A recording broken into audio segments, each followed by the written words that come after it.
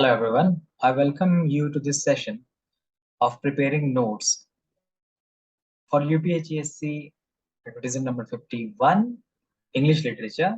And this specific session is about Unit 10. There is a topic called Language Change in it. So I have taken that as a demo topic. This is not what I say as perfect notes, but this is what I did. So you can call it a basic kind of note, and you can definitely anytime improve upon it, add to it, and do whatever you want to do it. But at least basic notes we're talking about. So of course you can begin with the topic that is given in the syllabus, that is language change itself. Then you can give the outline kind of thing, like we are talking about changes from Old English to Middle English to Modern English. And in the bracket, we have shown the rough time period between the range of the times that we call Old, Middle, and Modern English. And if there is a watershed moment like 1066, we give that also. And something that is highlighting a specific age, for example, the Middle English age is highlighted by inflection leveling, the Modern English age by the loss of inflection. And it is between the Middle English and the Modern English that a lot of language change occurred. So all this information is here. And these arrows also, you see, they are also important. Symbols, they tell us a lot of things. Now, I had then covered sound shift, but I later discovered that it's a part of a later phenomenon. Therefore, I did not cover it here. I cut it from here. You don't have space to waste. So then you go to ancestral proto languages, that is, if there is language change, then it began sometime, and that hypothetical past, starting from which the whole process of language change began, had the ancestral proto languages in them.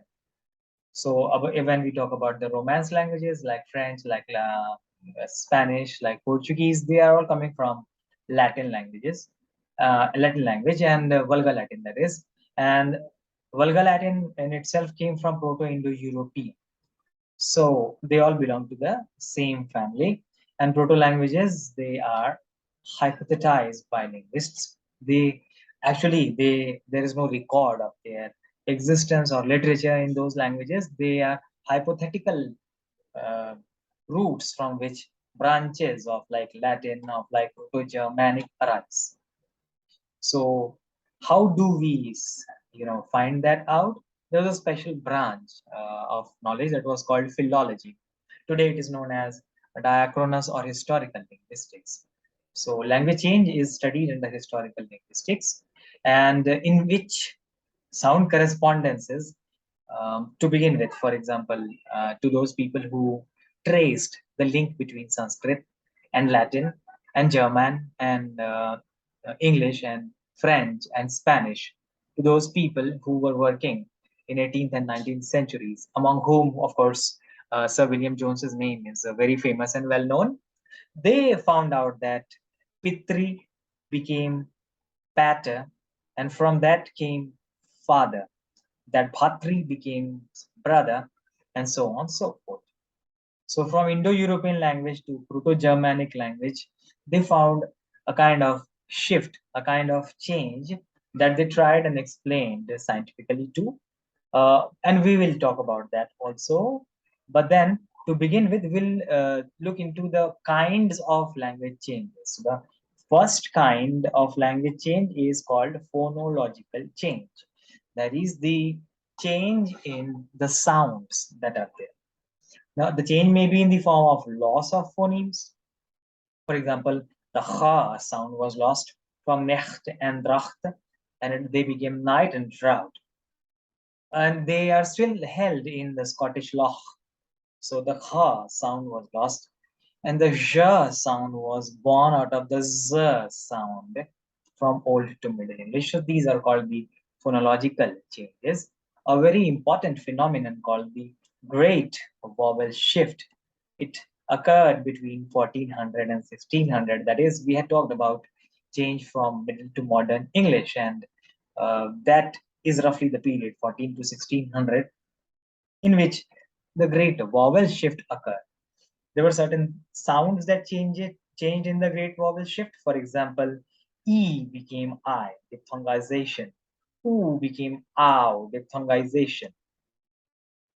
Now we need to go to the next part of this page.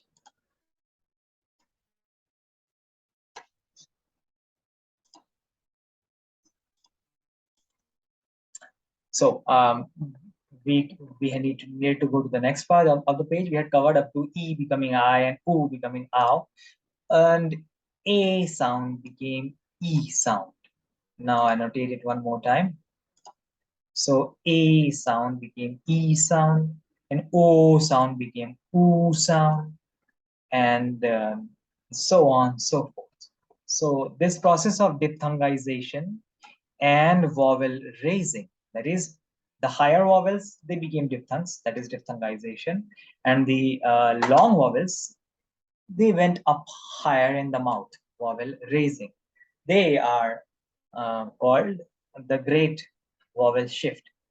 Now, the second kind of language change is morphological change.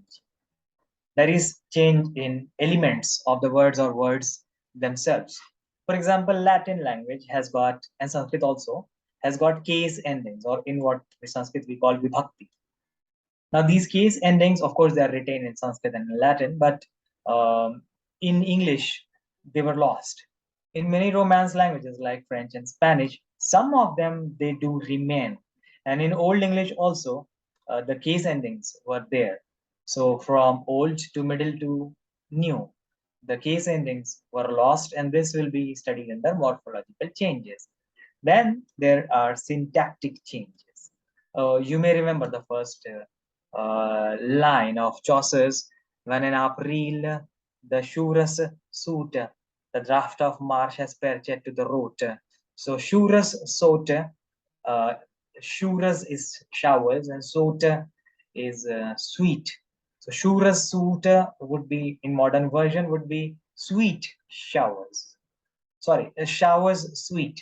But in modern English, the right order is sweet showers. That is, adjective sweet or suitor comes before showers. That is noun showers. But in Middle English of Chaucer's time, showers, that is showers, noun, came before suitor, that is adjective. So instead of sweet showers, we get showers sweet. This change is syntactic change. Then there is lexical change.